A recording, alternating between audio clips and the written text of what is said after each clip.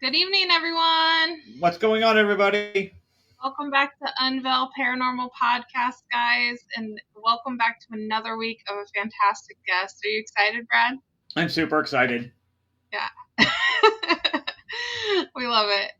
I hope everybody is having a great week. Happy April Fool's Day. There is no joke here, though. This real and true show tonight. Yep. We really have a guest, and we're We really really here. have a guest for sure, for sure. If you're here, just go ahead and say hello in the comments. We greatly appreciate it. And as always, we do open questions up to our guests from the comment section at any time. Tonight, we have an excellent guest, a new individual that neither one of us have gotten the pleasure to meet and talk to until tonight. So I'm really excited to hear her stories. Without further ado, everybody, go ahead and welcome Jill Shelley. Yeah. Hey, Welcome. everyone. Thanks for having me. Oh, very Thank welcome. you. Thank you so much for joining us tonight. We greatly appreciate giving us an hour of your time. Oh, you're more than welcome. I'm happy to be here. Thank you. So if anybody doesn't know Jill yet, you're going to get to know her tonight and get to hear her stories, how she is part of the paranormal community, and what she has to share with us. Brad reached out and told me about Jill, so I was really excited to have someone new on the show. Always a good time. Jill, so just a short overview. Who are you, and how are you part of the paranormal field? Well, I've just always been fascinated by the paranormal since I was a really young kid. My first experience at my grandma's house, but um, we were playing in a room. I always kind of felt like there was something in this one room of hers. I was always very cold, very uninviting. But one particular night I was sleeping in the girls' room and I woke up in the middle of the night, heard footsteps coming out of that room towards my bedroom. And then like it stopped there and then I could feel it like staring through me, like the most intense feeling of somebody looking at you. But as a kid, I wasn't going to turn around. I was terrified. So I just kind of mentioned it to my grandma and she just like nonchalantly was like, "Oh gosh, honey, that's a ghost. He won't hurt you." Oh, Um, wow. so I thought, that's pretty cool. Grandma's like not really afraid of them. And I was always interested in ghosts anyway. We always told the ghost stories and always tried to scare each other, the cousins and everything. Yeah. So then I just at that point kind of wanted to learn more about them, all about them. So I just kind of back in the day, we didn't have the internet. So it was going to the library, watching documentaries on TV. But then with the advent of television shows coming out with ghost hunters and things, I was like, oh my gosh, this is a thing. You can do this. Like, I don't know. So yeah, in 2010, I actually met one of my guys at work that I work with. He was into it. He did a little bit of investigating. So then we formed a team, St. Croix Paranormal, and we just started out with local businesses, private homes, and then eventually we branched out to like what the places I call like the pay to play places. Mm-hmm. Just kind of traveled around just in search of different answers, and it's just been so many experiences at so many great locations. That's awesome. I love that you use the term pay to play. We use that term for Yep. certain Yep. occasions. Yep. Play. So I love that that's not just something that we're using because it's something that universally people can understand the difference. Mm-hmm. Right. Right. So you talked about investigating local places and businesses. Did you actually reach out to some of your community buildings to get to investigate those, even though they're not typically open to the public? Yeah, actually, like one of our first public investigations, it's changed hands many times, but at the time when we investigated, it was a bar called Pub Monique. And we just were hearing stories around town of like this woman and man at the bar.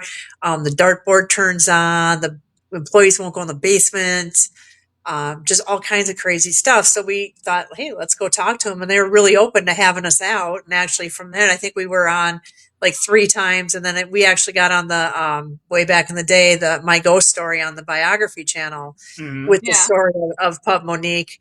So one of our big experiences is that I had while I was there, we had things going off, equipment going off, feelings of something there. But the biggest thing that really happened was we were upstairs and it all of a sudden got like really, really cold. Like ice cold. Like I can't even describe it. It became just so cold in the room. Mm. And I was just talking to my other investigator, Krista. We were like, hey, we were thinking about running a spirit box session. We're just talking what we're going to do next. And then we both looked. Now we're on the second floor. So this isn't anybody on the street. We both, for some reason, looked over in the corner at the window and we saw this black figure cross in front of the windows, like two, three windows, and then just totally disappeared. But they looked almost like they were cloaked, like how you see Mm. people with a Yeah. robe over Mm. their head. And Mm-hmm. it just Mm. moved in the weirdest, like, I don't know, like when they have those creepy movies when everything's like stop, start, stop, start. It was kind of like that motion.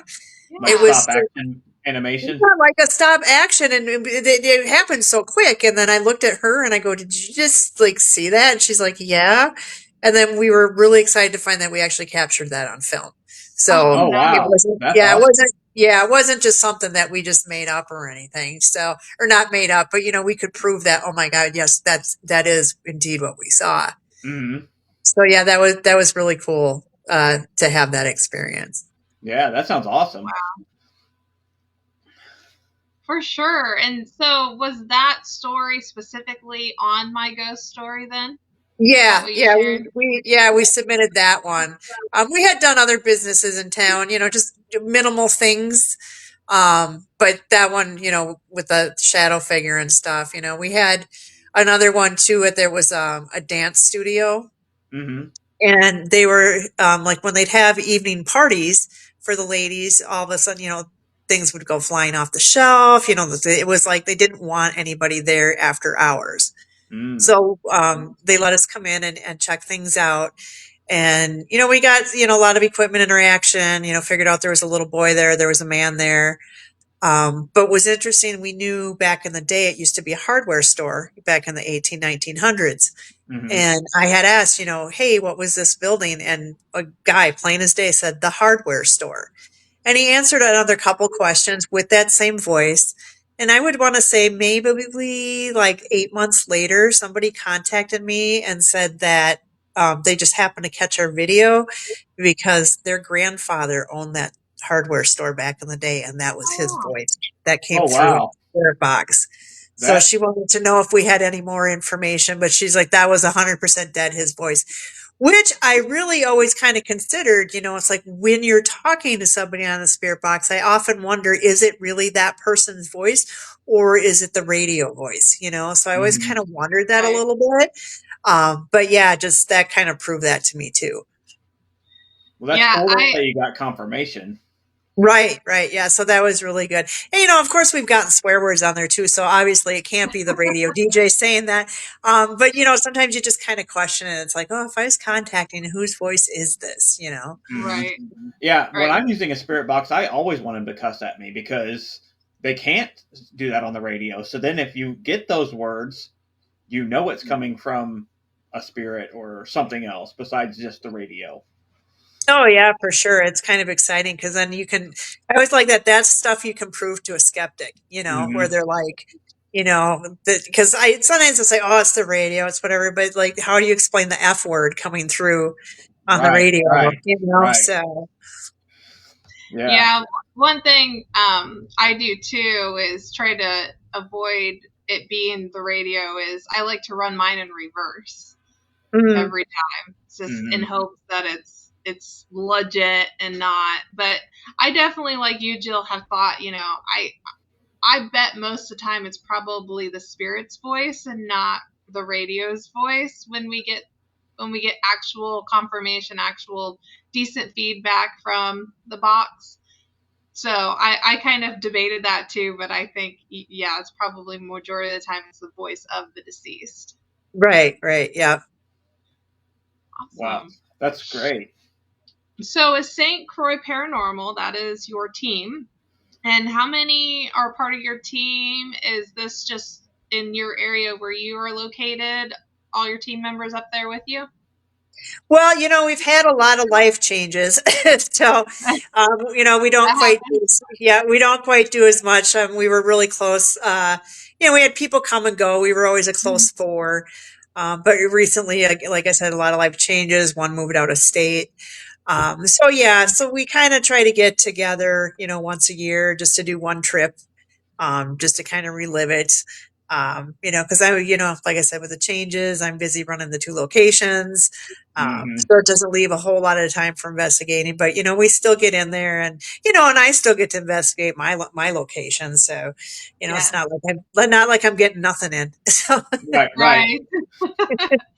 Yeah, and that's one, reading your bio and seeing that you have two locations now, which I was familiar a little bit with both of them before the show, just by following and seeing posts and whatnot. And so the first location you actually purchased was the Boyd House, correct? yeah, yeah, that one I bought in 2018. Okay. Okay. Can you tell us a little bit about that? Like what got you to purchase the Boyd House and like what kind of activity and history it has? Yeah, so I was just kind of going off my gut feel, because people don't advertise their houses being haunted. So Right. I just kind of did my research and then my realtor set it up. So we went to other places. We did mini investigations and stuff. But the Boyd House really spoke to me when I saw the pictures. It's almost like it was like, this is the one. Like I knew even before I went down there to look at it. Hmm. And then when we did go down there to look at it, we were waiting outside and I just kind of got this uneasy feeling like something was looking at me through the window. And my teammate said the same thing that she felt through the attic window she was being looked at. And then when we went inside, we got one of our REM pods went off in about 15 minutes. The spirit box, we got a woman saying, "Who are you?" Which was really interesting because the house actually had been vacant for a year and the prior family lived there about 15, I think 30 years actually. Oh wow. Um, Oh, so, wow. it had a lot of history to it, but so just based on that and a couple of a psychic that I really trust, she told me some things that eventually came true about the house. And then I thought, well, who better to ask than previous owners? And they were a little hesitant, but they did, they did talk about some of the activity, that they would sometimes hear old fashioned music play. Her daughter sometimes would see a man in the house. So just real, but they tried not to engage with any of it. Hmm. So I think this was a whole new thing for the spirits when I came in there. So, but yeah, so just a little bit of the history. So the land actually goes back to 1889 when it was owned by the Minneapolis St. Louis Railroad. And then the house itself was built in 1901, but the main family that we get the most history of is in 1912 when Fred and Minnie Eckert moved into the house. And by the way, today is their wedding anniversary. They were married in 1858, I believe. Oh, wow. Yeah, so Well timed. Well timed. yes, yes. So anyway, yeah, so they own the house, but they were real well respected business owners. So he owned like the store in town, but it was more the high ends, fancy goods store. So they sold like fur coats, high end shoes. They sold high end food. And then he helped build the church. He was on the fire department. He was justice of the Oh, wow. peace. So very, very well respected man in town. So I can see why he's still around and wants to stay. Mhm. Hmm. They both passed away in the home, just of strokes, heart attacks. Yeah. Two of their children passed away in the home, one in infancy and one was about two. He actually choked to death in the house. Aw. And then we've had a lady in the 70s die in the house as well. Again, just old age, heart attack, stroke. Hmm. So those are the confirmed deaths that we know in the house. So I don't know of anything real volatile or anything that's happened. Maybe things that isn't in the deed or history books. Hmm. But the town the house is actually located on. It's like the first house on the edge of town. Actually, the blacksmith used to be across the street. Okay. And so there was a lot of stuff back in the day butted up against the Sioux Dakota reservation line. You can see in all the pictures this was a complete cowboy town. They had the wagons, the whole 9 yards. It was a bustling, big, huge town back in the day. They actually had 500 people living in town.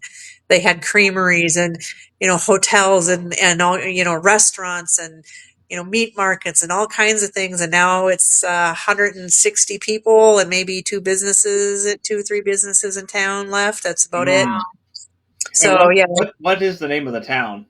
that's in Boyd, Oh, Boyd. okay. So it's in the town of Boyd also. Minnesota?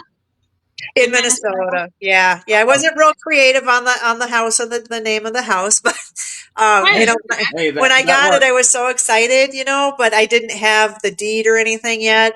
So like I didn't even know what to call it. So I'm like, well, I'm just gonna call it the Boyd House and then we'll just go from there. I yeah. like that. I like that. Our good friend Emil was wondering where it was from, so that's why I wanted to make sure we got what town it was in and what state. Yeah, so it's in the middle of nowhere. You drive through a bunch of cornfields and then there's your town and then it's gone. It's like a block.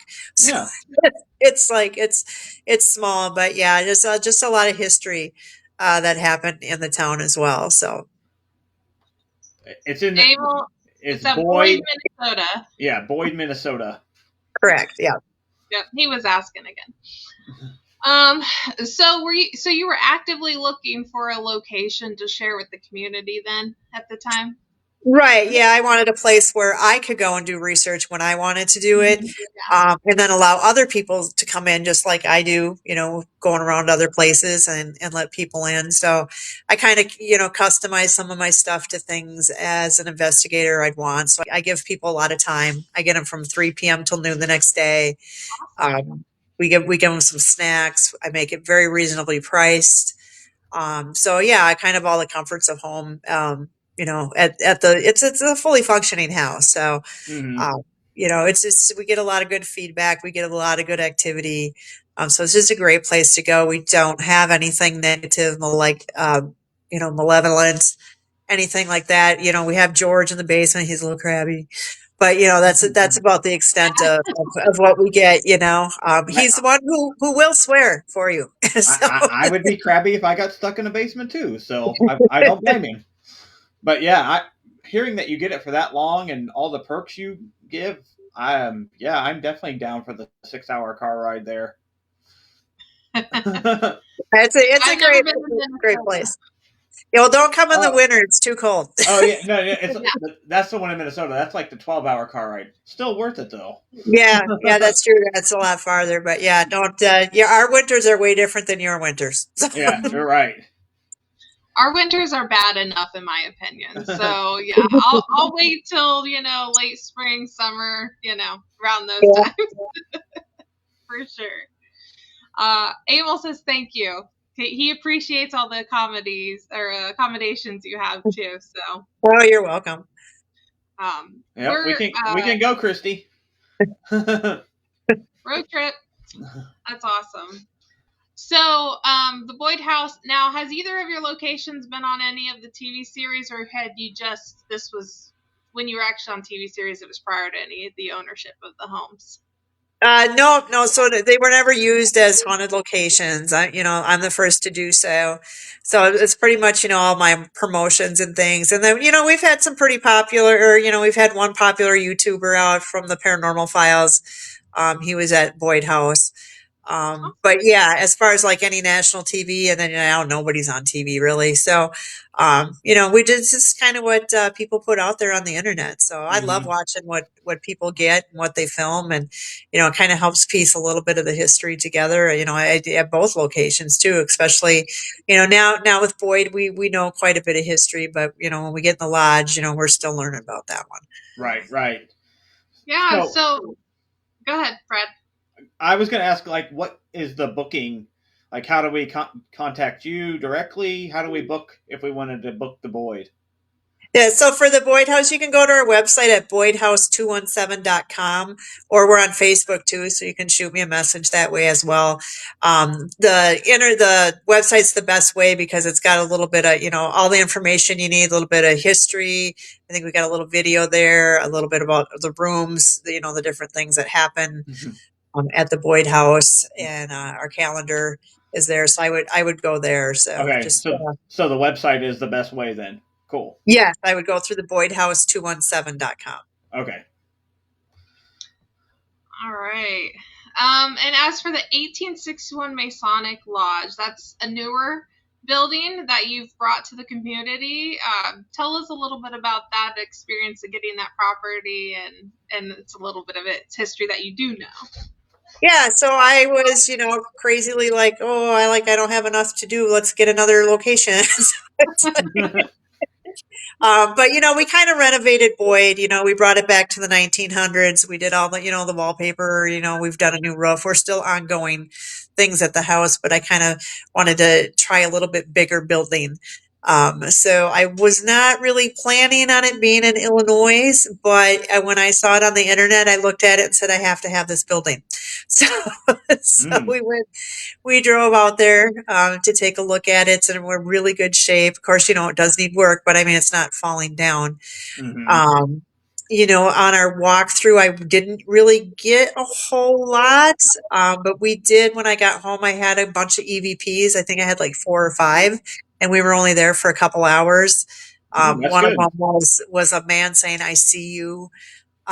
Then we heard a little kid say body, and I thought, gosh, why would I have a child? Like, this doesn't make sense, because this was a Masonic lodge. And but then I thought, well, the Shriners and the kids, so maybe it was something with that. Mm-hmm.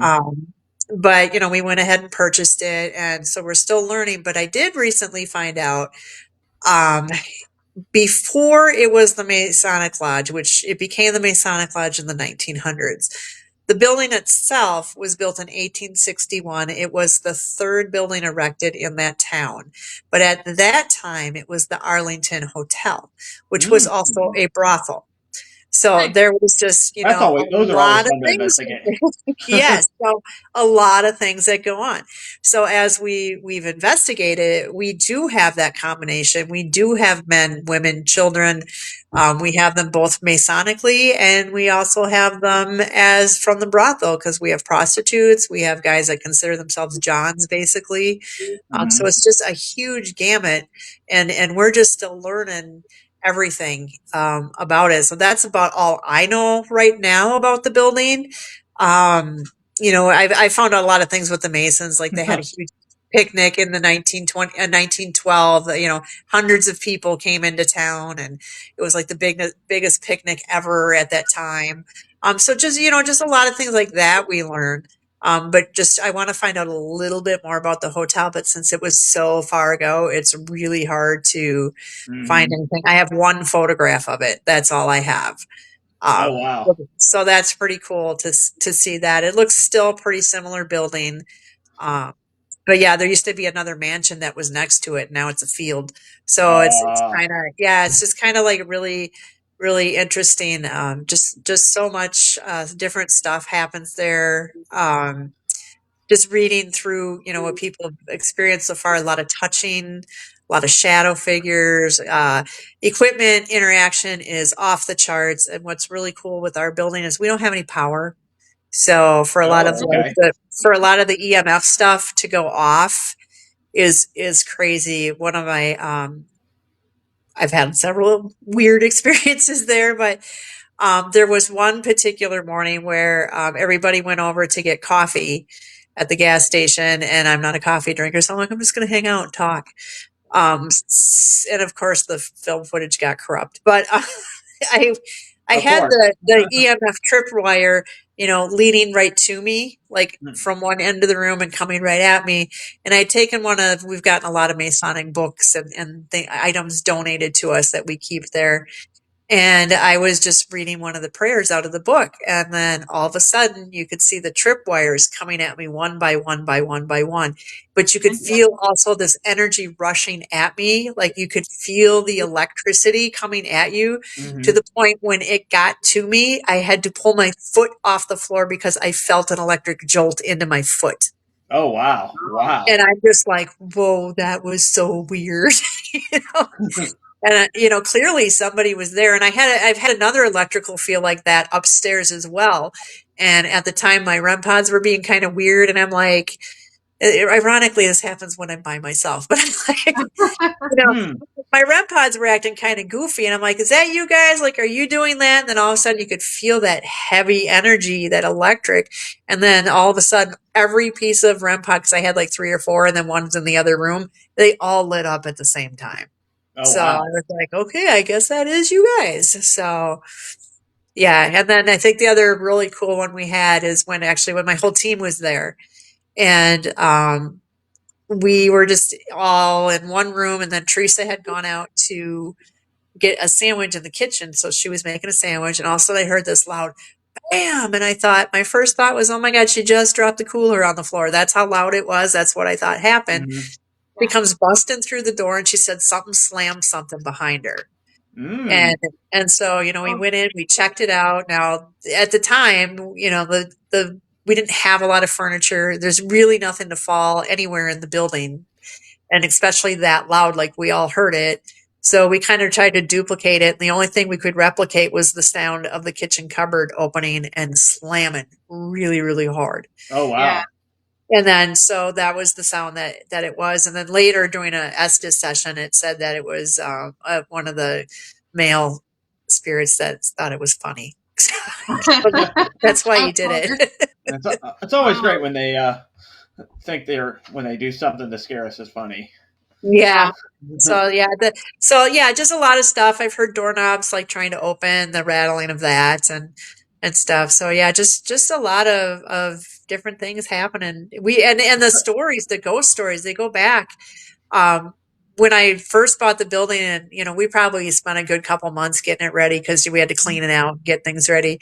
But Hmm. one of the master masons who used to be there actually stopped by, so it was really cool. He kind of took me on a tour of the building and told me like everything, what they did, and this is how they did it, all these stories. But the first words out of his mouth after we introduced each other, he goes, "Have you seen her?" And I said, "Seen who?" Oh, And he goes, "The woman." I go, "What woman?" He goes, "She's here. I see her all the time when I was cleaning by myself. She roams the halls." And so, I mean, so Hmm. yeah, there's just that he's seen her. And then somebody told me a story of they had come into the lodge. There was a lady on her hands and knees scrubbing the floor. She said hello. They said hello. She walked into the kitchen, said, "Hey, who's out there scrubbing the floors?" I didn't recognize her. And they said, "There's nobody out there." And of course, they go out there, there's nobody out there.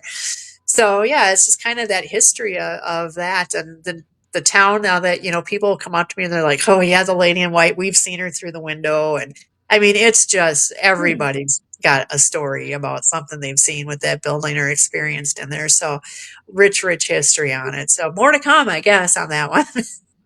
Another road trip. Yeah. and what city and state is that in again? That one is Keithsburg, Illinois. It's for Illinois. Is that north or south Illinois? Oh Northwest. yeah, Oh, it's it's like right yeah, on the state line, isn't it? With yeah, it's Iowa. like right on the border of if I say it wrong, Muscatine, Iowa. So we're like 30 minutes from that. We're 3 hours from St. Louis, Missouri. So we Okay. got some places in Wisconsin we're only 3 hours too. So it's a really good location, not too far from you, in Indy as well.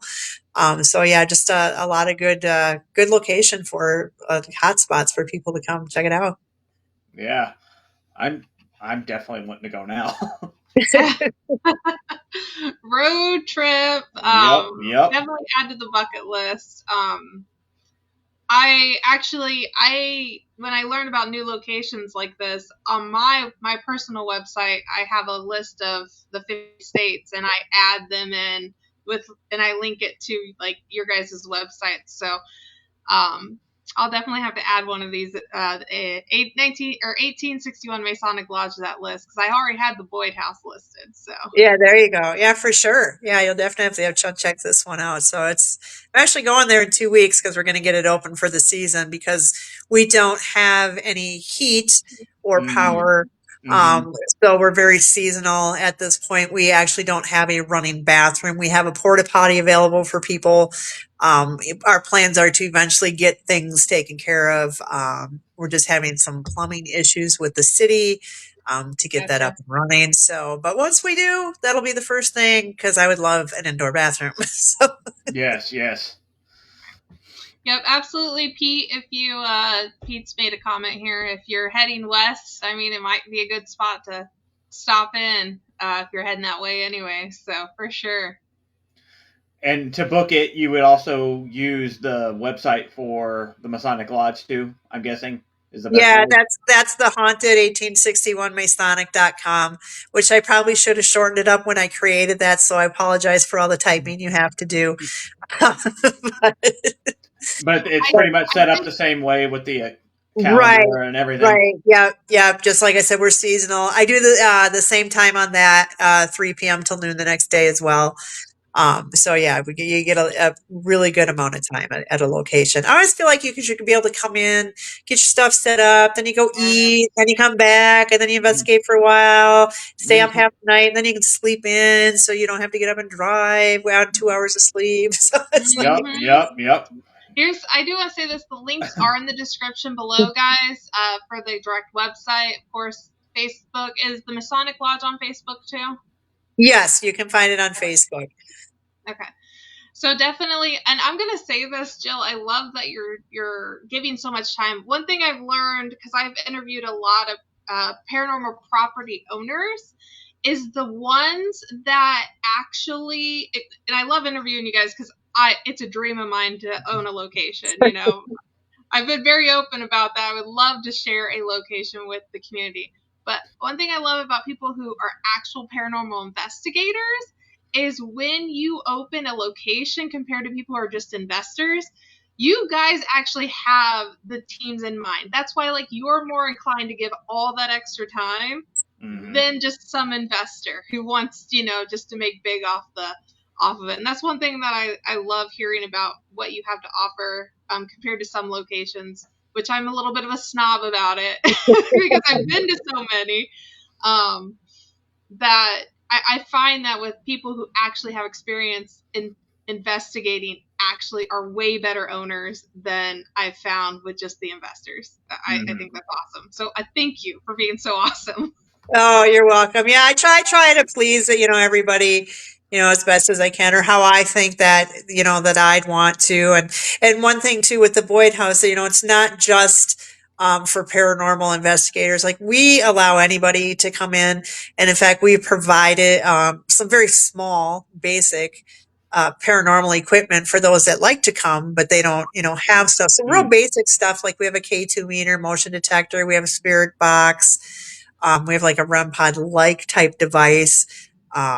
Just a few things that they can play with because you know how it is as an investigator. You're sometimes sitting around, nothing's happening. So I feel like for those that aren't, that they're just trying to experience it, kind of gives them a little bit more fun, a little bit more focused. And we also put a little book together on what the equipment is and how it works, so they have a little bit of understanding what's going on. So the lodge, however, is going to stay pretty primitive, but the Boyd House, because I'm closer and I can do a lot more stuff. So that one's got a lot more perks. But if I could do it at the lodge, I would. But I figure they got Casey's across the street, so you guys could go there for snacks and stuff. So. Right, right. Yeah. Emil said if he could just live at the location, he'll fix it up for you. Emil will keep you in mind if anybody needs a caretaker. Yeah, there you go. Pete mentions bats. I don't know if you probably don't know this, Jill, but my kryptonite to investigating is bats. Yeah. I just lose it every time. Do you have any of that going on? Well, I have not had any at the lodge, luckily, because I was really worried about that. Knock on wood. However, at Boyd, yes, there are bats. We've had an exterminator come in, Yeah. but you can't really exterminate bats because they're protected. So basically, they keep them out of the house, but they're still in the walls. So one gets Aw, in every one. no. Yeah. One gets in every once in a while. But yeah, it was honestly when I bought it, it was infested and it was horrible. And I was like, I wish I would never bought this house. It's infested with bats. Mm-hmm. We got it all taken care of. But when it sits empty like that, I understand that. And like some locations we go to don't have windows or they don't have, Right. It's giant holes in the roof. We've been to some really bad locations that the money definitely is not going back into the location. Yeah. Have you Um, been to? I think the worst bat thing we ever had was at Indiana State Sanitarium. Yeah, that's what that's she's Like, talking about. like dive bombing us. It was horrible. I'm like, I can't stand this. what. May I ask when you were there? A couple years ago, maybe 3 years Oh, ago. it's worse. Oh, is it? Oh, it was bad. Like Yeah. I mean, it was great. We had an amazing time and I love that place. And I even said we should do a two-nighter and everyone's like, nope, nope, not with the bats. So, It's uh, very hard to investigate when you're being dived at. oh Yes. yeah, So yeah, and I hate bats and it was just awful. When we were But yeah, there, we got some great stuff there for when, sure. when we One were, of my teammates got to actually, in that in the psych ward of the cafeteria. mhm. mhm. She was going through there with my other teammate, and it was like 3 in the morning. And she didn't realize what happened, but she felt something like hit the top of her head. Yeah. And she said, "Now make sure you watch that." So when I did, she didn't know it because she started talking like, "Oh, I felt something on my head." But you heard the sound of a broken plate hit the wall. And when I slowed the film footage down, it was a chunk of plate that was thrown at her across the room. Oh my Holy gosh. crap! Just barely touched her head and smashed into the wall. And I was like, wow, that was some good stuff. Wow. Wow. Yeah, when we were at Indiana State, it started raining, so it drove all the bats from outside into the building, Oh, and they God, were no. like swarming around the bottom of the admin building. They were like that bottom staircase. They were just Oh, geez, no. Yeah, it circling it. was There was bad. like, oh yeah, it was horrible, horrible. Uh, Yeah. so, cool location.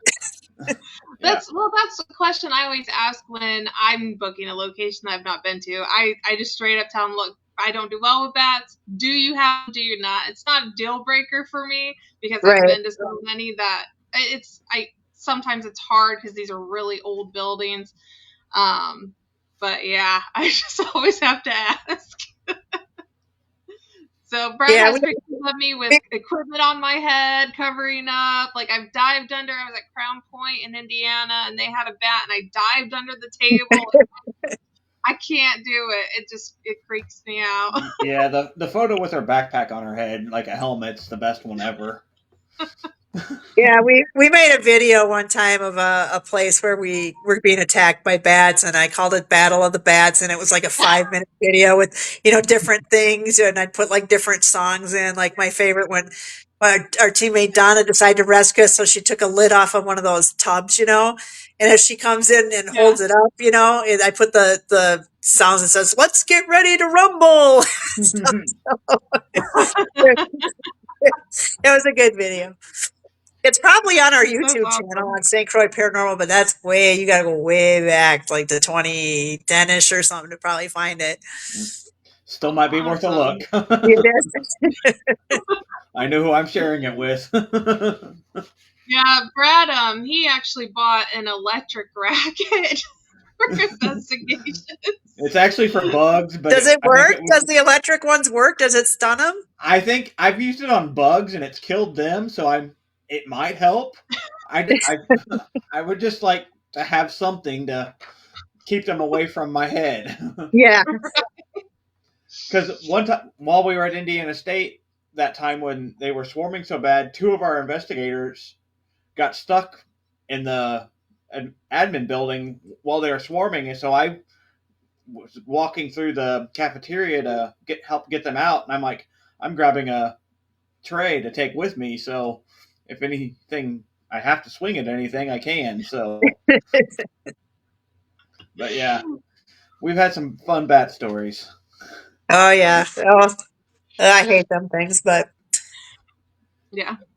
So speaking of stories, you've been investigating a long while. So, do you have any really, whether it be at your locations or any other location you've been to, really scary experiences? um, I think probably our scariest night, and this is in your home state, Whispers Estate over Oh, in Really? In Mitchell, Indiana. mm-hmm. When we went there, it was intense. Like when you walked in, it was nothing but that cobweb electric feel. Like the whole night, everybody's just wiping their face constantly. One of our guys went on, sat on the porch. He's like, I can't take it anymore. Like he never came back in after that Oh because wow. he just Holy couldn't crap. stand it electric feel. We saw wet footprints coming up from the basement, leading to outside. Nobody had been down there. My friend got scratched on the tour, and it was just a very uneasy, uncomfortable feeling that we got there. Um, but the scary thing that really happened, and this was for me, I think the first time when I realized that ghosts really physically can hurt you. Um, there's that closet up there. I forget his name now, but that closet's very negative. Like the guy dropped dead of a heart attack on the day Yeah. Mm. he retired, so he's pretty pissed off about it. Oh wow. So so they get a lot of in that closet. They get a lot of scratching. People get pushed. People get locked in there when it's like one of those that you have to flip it up, slide it down, and slide it over. This they don't even know if people are getting locked in there. So just a lot of negativity with the closet. So of course, what do we do? Let's go sit in the closet. Yeah. Yep, So yep. so we went in there, and I had heard of what we were running the spirit box, but it wasn't in the spirit box. I heard it in my head, and it said, "Get out of this closet." And I just thought, well, I don't really like closets anyway. I always feel like I'm going to get shut in. That's my fear of getting locked in somewhere. Hmm. So I thought, well, I'm just going to step out of the closet. And I didn't say anything to Teresa, and she was still in there, and she was sitting in a chair. And I don't know if you guys have been there, but that closet's pretty big. Hmm. And the chair was sitting way, way in the back. And then the spirit box said, "Shut this door," which of course we didn't pick it up at the time on the spirit box. And of course, none of us are complying to what the spirit wants. And all of a sudden, Teresa and that chair came flying out of the closet, and they landed right in front of the stairwell. Um, and she said she physically felt the chair get picked up and pushed. Oh, When wow. she felt that, and I am trying to debunk. I'm like, you didn't just fall forward. She's like, if I fell forward, I would have just been in the closet. She's like, I'm out here with Yeah. the chair. Is So that yeah. that's in the room Um, like that has that center opening, right? The closets are on the side, and then the Yeah, yeah. So you come okay, up the stairs, and it'd be that one on your left. okay, okay. Virgil. That's Virgil's closet. That's his name.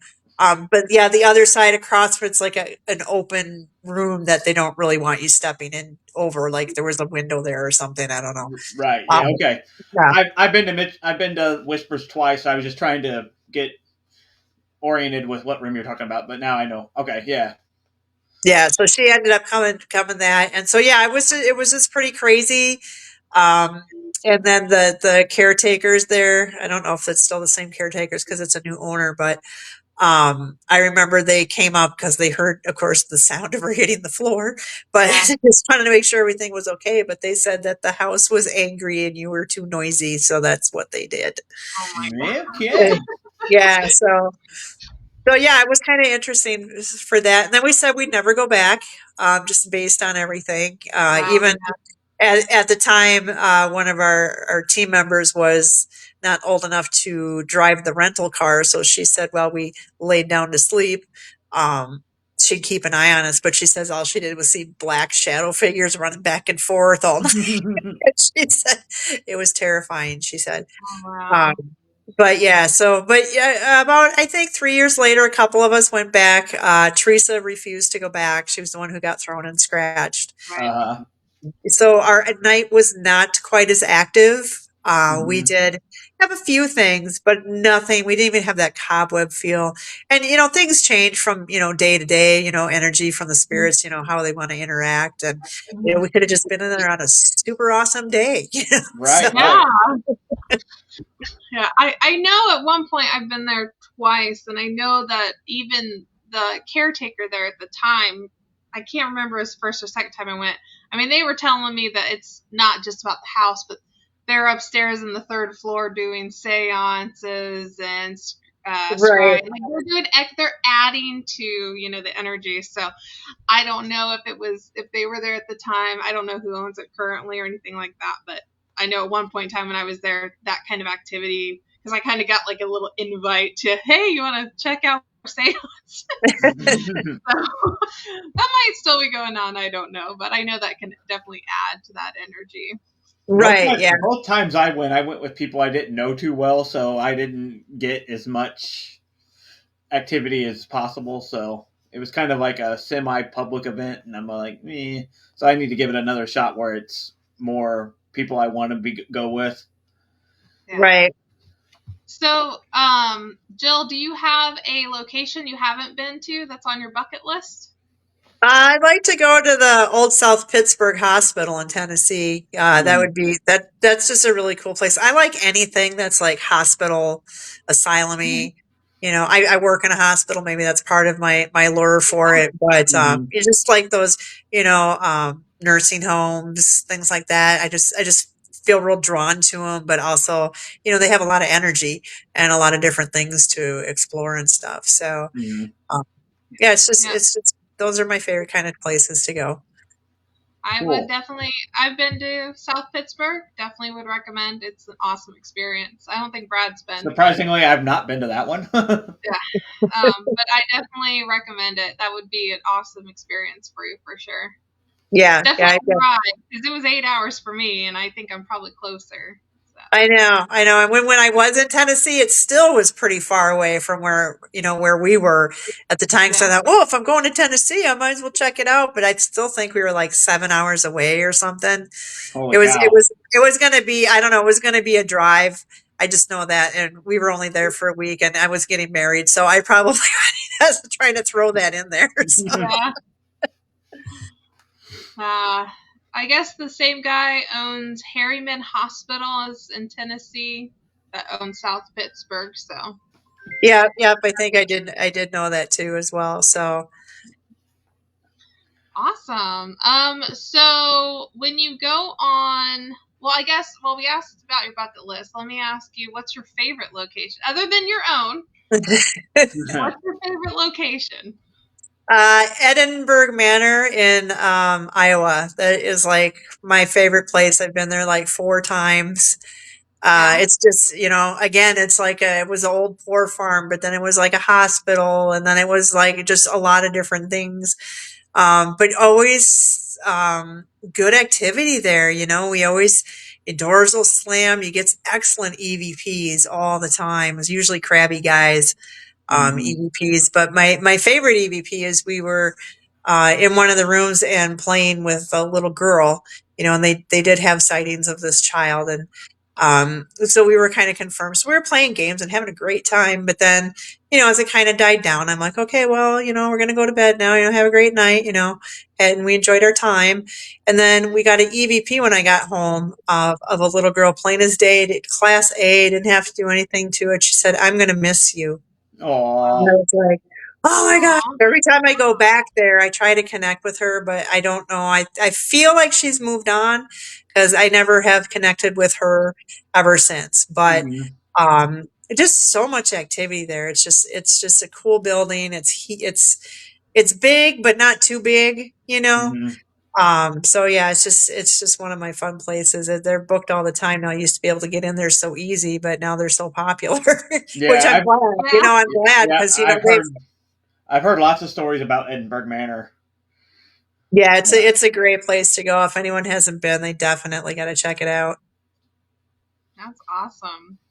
Um, and then what is kind of your investigation style before we wrap up the show here?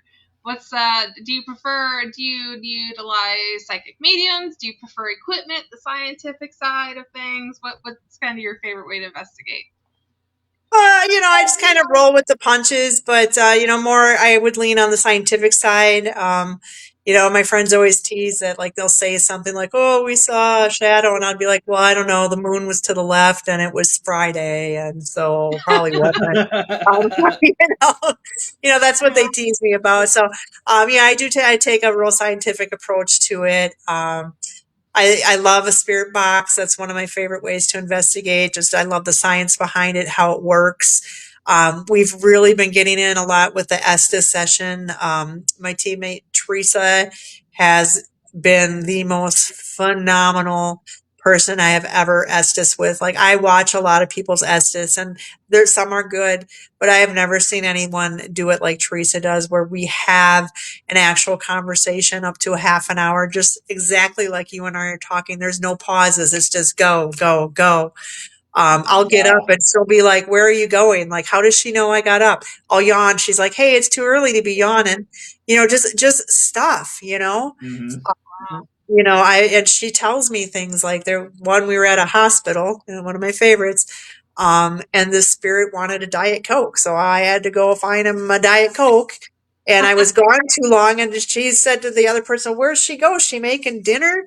And then when I come, when I come back, she's like, "Oh, just what the doctor ordered." So it's just like she didn't even. How did she even know I walked in the room? She didn't even know I left. So Right, it's just right.